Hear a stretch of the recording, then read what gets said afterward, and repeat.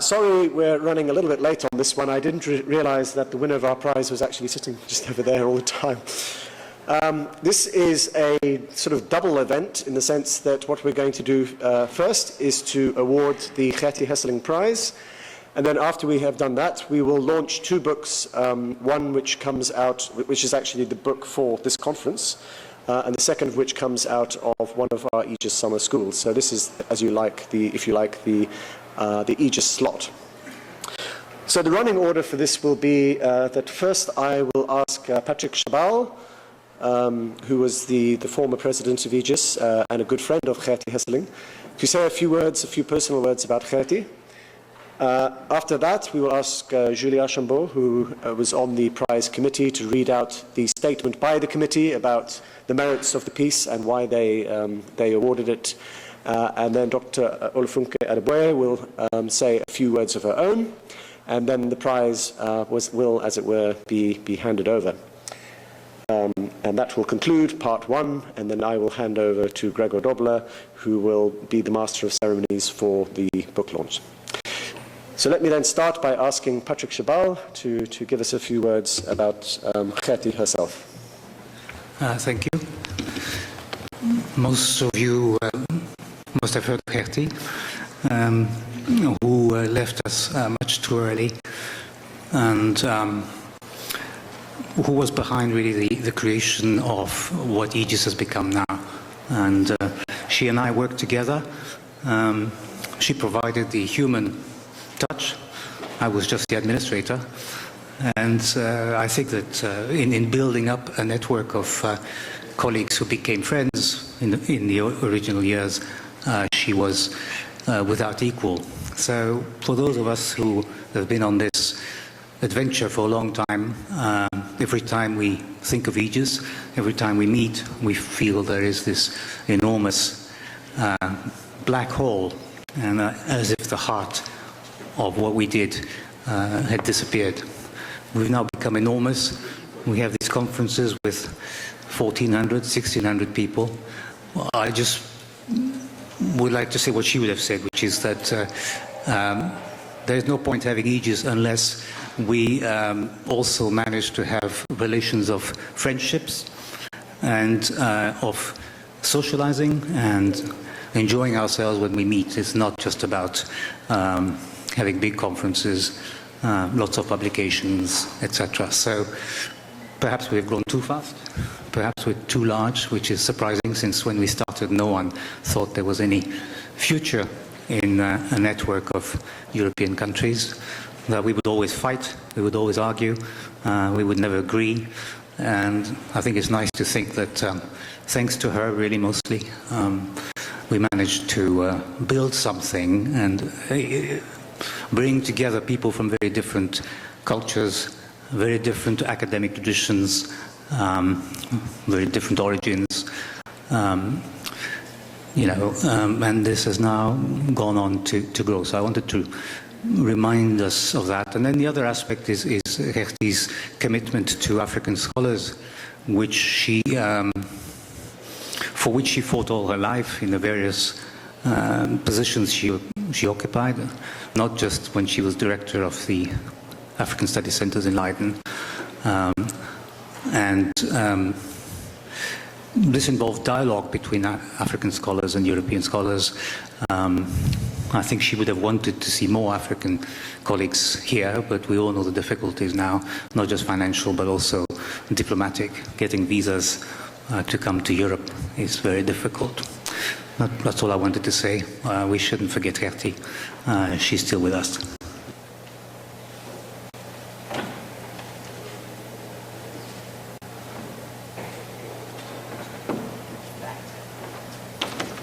This is a statement from the selection committee. In A Church in a Cinema Hall, Adeboye offers an original analysis of Pentecostal appropriation of space in Nigeria. Framed by a theoretical discussion on the public sphere, the article provides an historical overview of Pentecostalism in which the author traces the movement's transnational links and untangles its significance in the Nigerian context. The main focus of the article is, however, on Pentecostal spatial practices and the wider politics of space in contemporary Lagos. Based on a careful archival and ethnographic field research, the article gives a fascinating account of the competing meanings read into but also inscribed onto different spaces. Adeboye shows how, pressed to accommodate a growing membership, churches have succeeded not only in negotiating access to various spaces, but also in transforming what are otherwise seen as sinful spaces, such as cinema halls, discos, and hotels, into suitable spaces for worship.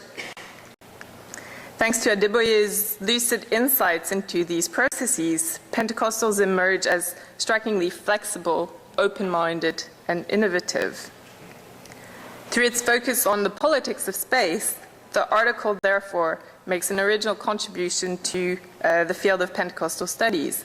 And as Adeline Masquelier states in her letter of support, I'm quoting here, the article offers insightful account of how public spaces were transformed into religious spaces, and how it challenges conventional notions of a unified public, while also widening the scope of scholarly debates on Pentecostalism in Africa. End of quote. Moreover, the article speaks to issues that are actually at play in other cities throughout the continent, namely the pressures on urban space and the ways in which businesses and institutions are redefining themselves to diversify revenues.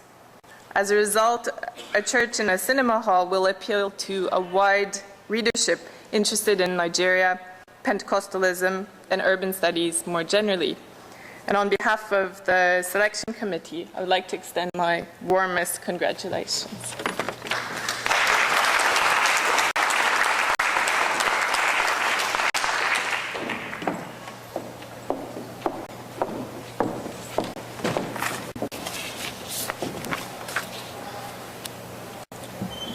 It gives me a great pleasure to stand before this learned assembly today as the recipient of this year's Gerti Hesseling Prize for the best contribution to a European African Studies journal by an African author.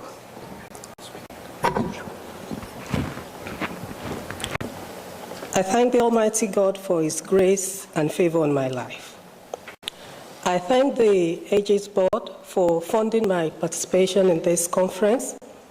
I also want to thank the editorial team of the Journal of Religion in Africa, the incisive comments of the anonymous reviewers, and those of the executive editor of GRA at the time my paper was being processed all contributed to the overall quality of the article. Again, I wish to acknowledge here the valuable comments received on an early draft of the paper from the 2009 ASA panel on conflict and convergence at the crossroads, urban space in contemporary Africa. That was where I first presented the paper, and I benefited from the comments made from the members of the panel. I thank my various informants and others that assisted me with resources while I was undertaking the research that birthed the article. Let me also join others who have spoken before me to celebrate Gerti Hesseling, in whose memory this award has been instituted. Her distinguished scholarship, management skills at the ASA Leiden and elsewhere, her pioneering activities in ages, and personal qualities iterated in various tributes written by her colleagues, which I read online, all point to her versatility and resourcefulness. Our role in ages particularly shows that women can be veritable institution builders. This is an inspiration to women all over the world.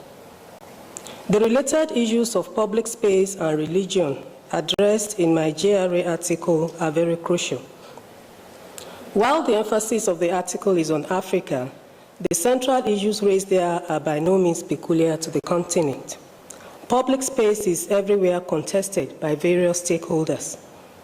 Again, religion in our world has become very volatile, depending on prevailing politics of various localities and the exigencies of transnational flows. Turf protection and boundary integrity thus become very critical in religion and in public space. For friction and hostilities to be minimized, these boundaries should not be seen as rigid lines by contemporary actors. Historical evidence has shown that such boundaries and spaces are very dynamic. We should make allowances for dialogue and compromise from time to time for peace to reign in our communities. Academic analysts especially should move away from rigid binaries of classification and focus more on adaptations and negotiations, especially in cases where our power is contested.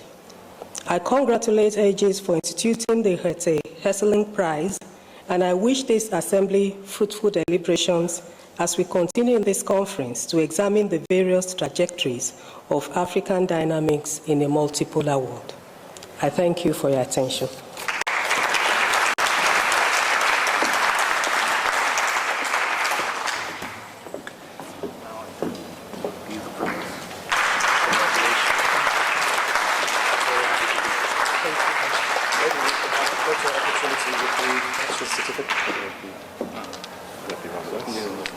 You will be in front, I will step out. So if someone could hold it up.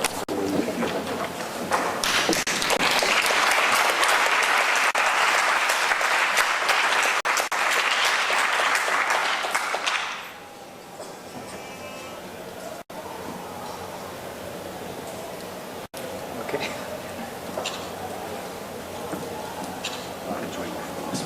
Okay. Now you start again. No, we have different photos.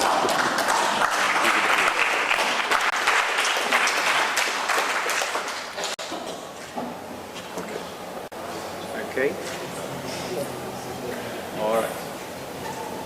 Okay, thank you. Thank you. Please note that there's a cash envelope inside there, so don't lose the envelope. The Journal of Religion in Africa is, of course, published by Brill, and I am led to believe that the winning article will be made freely accessible or some such thing. Or is already. Yeah, it's already freely accessible online, I guess. So for those of you who would like to read the actual article in question, please have a look at the Brill website. Okay, that brings to close the first part of this. We will now move over to the book launches, and I will hand over to Gregor Dobler. Thank you.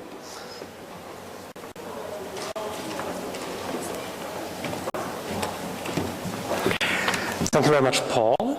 We are at the end of the second day of the conference. Had many kinds of input today. Are probably all looking forward to something cool and wet afterwards. But I'm glad that we have the opportunity to have the book launch now, because the whole conference is about sharing results of research. It's about getting insights into African societies, into people who are living in Africa. It's about sharing knowledge.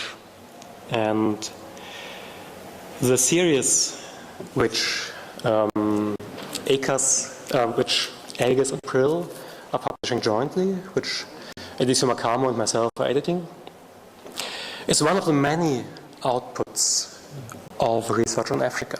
But I think it's a special one. It's one that, in which efforts by ECAS and by scholars coming together in ECAS are concentrated and have become visible. And that's why I'm very glad that this year we managed to put together 4 books which have been published in the last 3 weeks in the series. 2 of them will be launched tonight, the 2 which immediately relate to ECAS. Let me just mention the 2 other ones, because I think they are almost as fascinating as the ones we are launching today. One is on child fosterage in West Africa, edited by Mutter Albert, Katrin Notermans, and Janet Martin. And the other one is the first monograph we have in the series, by Lucy Köchling, Corruption as an Anti-Second Fire. I highly recommend looking at them at the Brill book stand, buying them, of course, but most of all, reading them. And the same goes, of course, for the 2 volumes we're launching now. I understand we start with Long Journeys. Is that still correct? Ulf? Are we starting with Long Journeys? No.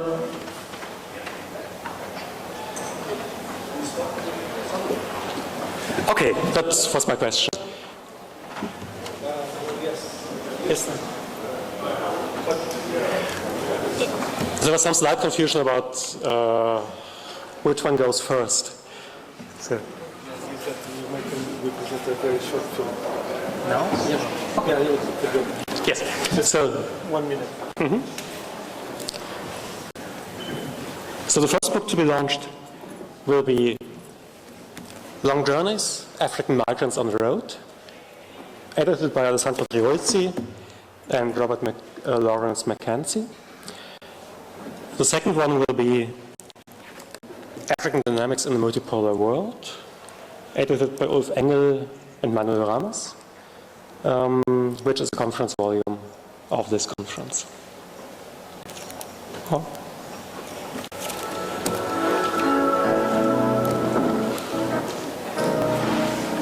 There comes a time when we heed a certain call, and the world must come together as one. There are people dying. Oh, when it's time to lend a hand to life, the greatest gift of all. We can't go on pretending day by day that someone somewhere will soon make a change. We are a part of God's great big family, and the truth, you know, love is all we need.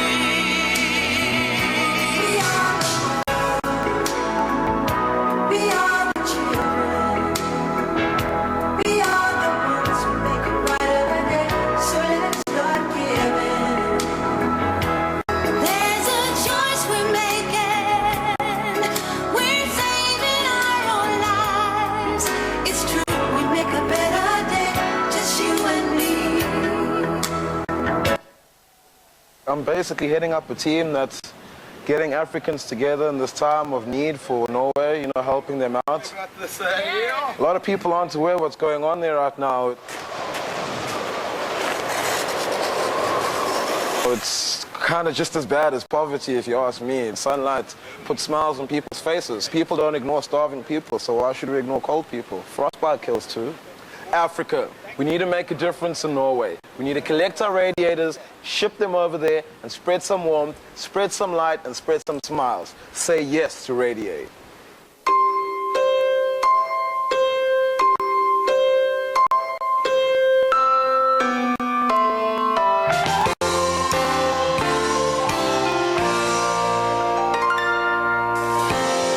In Norway gets a freezing. It's time for us to care. This heat's enough for Norway. If Africans would say, yes, Africans keep thinking we can't contribute. The warmth they've got we'd like to share, but we can't distribute.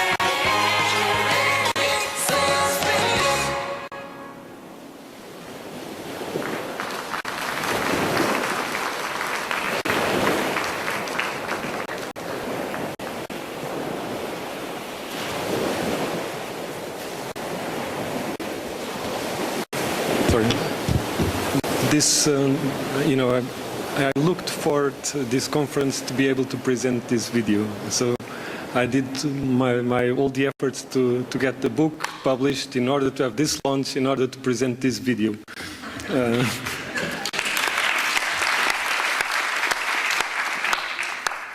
So I'll just give I'll say some words about the reasoning for the book, and also a bit about the process, and then I'll give the word to Wolf to say his bit on the authors and the contributions.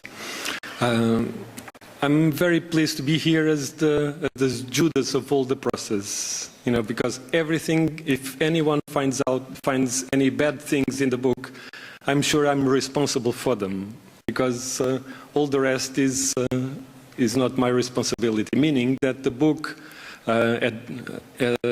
arrived late. I delivered the manuscript late to Brill. The call for papers was late, so I made a mess of it all. But I was amazed that a book could be published in such short time, and people were so committed to come up with their papers, and that everything could be edited, formatted, paginated, put into press in such a short time, even with me present in the system. So I'm very happy that I didn't manage to spoil everything. And the reasoning of the book. So the idea of this book was to somehow bring together a group of researchers from different disciplinary areas to think about the theme of the conference and to propose to the readers means to, in these different disciplinary areas, to think about the theme not as a theme but as a problematic, meaning that it would be important, we felt, to raise epistemological and methodological problems that could show a way for research in the next 2, 3, 4 years in this very area, which is the new African dynamics in a multipolar world.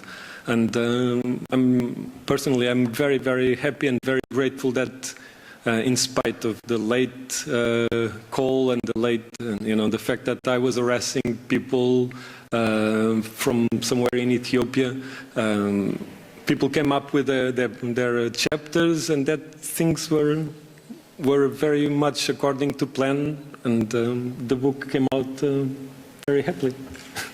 That's it.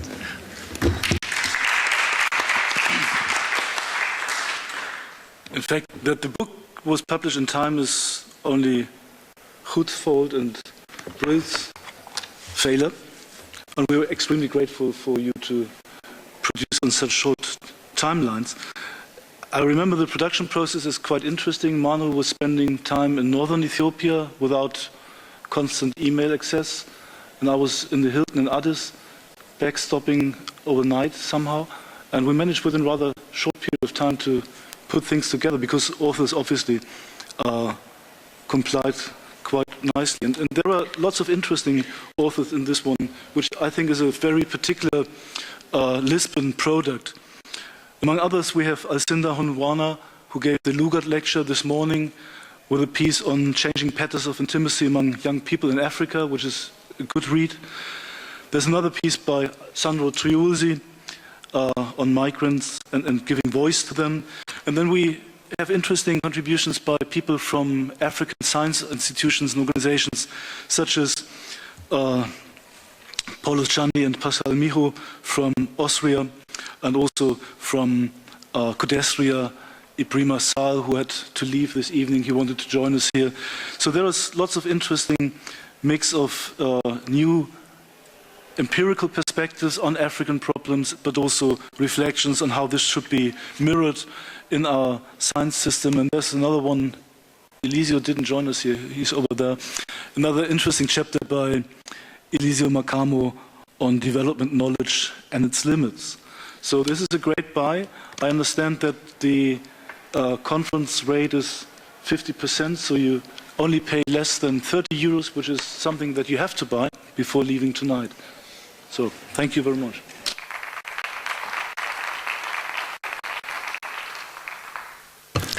Thank you very much, Ulf and Manuel, for introducing the volume, and most of all for doing all the work for the volume and getting the authors to submit in time. And also a very big thank you from my side to Brill, to Jude, especially to Franca, who is sitting between all the editors and the authors, trying to calm down impatient authors and to get the editors to work. And they're doing a fabulous job on the series. Thank you very much for that.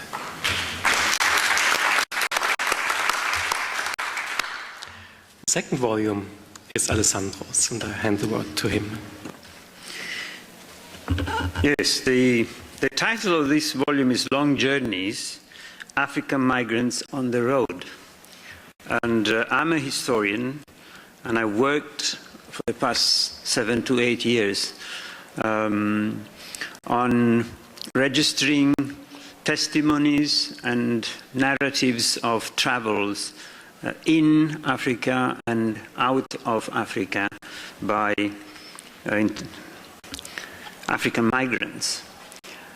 And this book, the only reason why this book is presented today is because I consider this book, for which I've only acted as a facilitator, is that it is mainly written by graduate students and young researchers, and interested in the field of transnational mobility, committed, and this topic was discussed at length at a summer school, an ECAS summer school in 2008 in Cortona, which is Italy. And out of this summer school, there was the following ECAS conference in Leipzig. There were, almost 40 people came up with papers, and we selected, 12 of them. And we've been working with them for the past almost 3 years, which has been the time, which has lasted. I've been one of those impatient people with the editor, with the publishers, with Franca, and I thank them for their collaboration. But it has been great to work with young researchers from different European universities and from Africa around a theme and a topic that I think is part of African studies and is becoming a growing part of African studies. And I'm quite pleased that, I was able to do some job. And in a way, this book also, is part of this, casual and pleasant relationship that I always find in ECAS, doings, which means also to do a lot of, things that apparently are uncoordinated, but there is a deeper sort of under the surface coordination that explains the external disorder by putting together lots of souls and lots of committed people behind it. And that was also what we learned from Gerti Hesseling.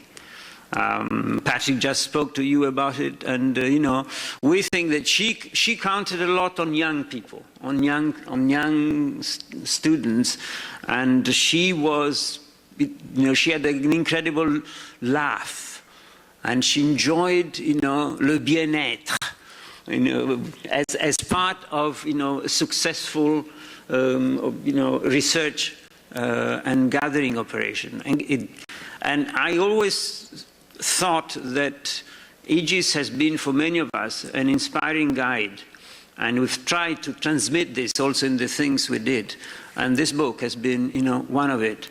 The book is a collective narrative of what it means to cross the continent at times to come to Europe through the so-called LL route, which is the Libya-Lampedusa route. But much more often just staying and migrating from country to country and organizing and reshaping the African frontiers in other countries or longer. And I think this is something that today we had a panel on memory and migration. I've been trying to organize an archive of migrant memories in Italy now for some years. And the memory of what goes on today with African migrants coming to us, I think, should leave a trace. And this book is a trace of it, and I'm quite proud. Thank you very much.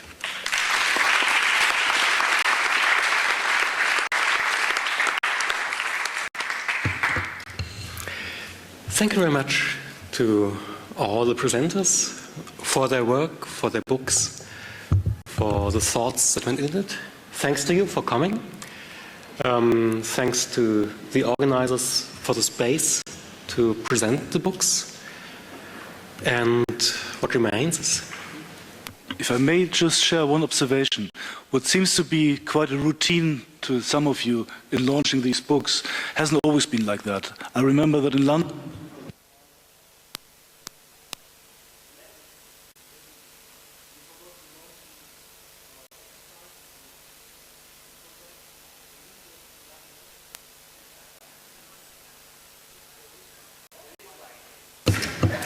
so enjoy and a good evening.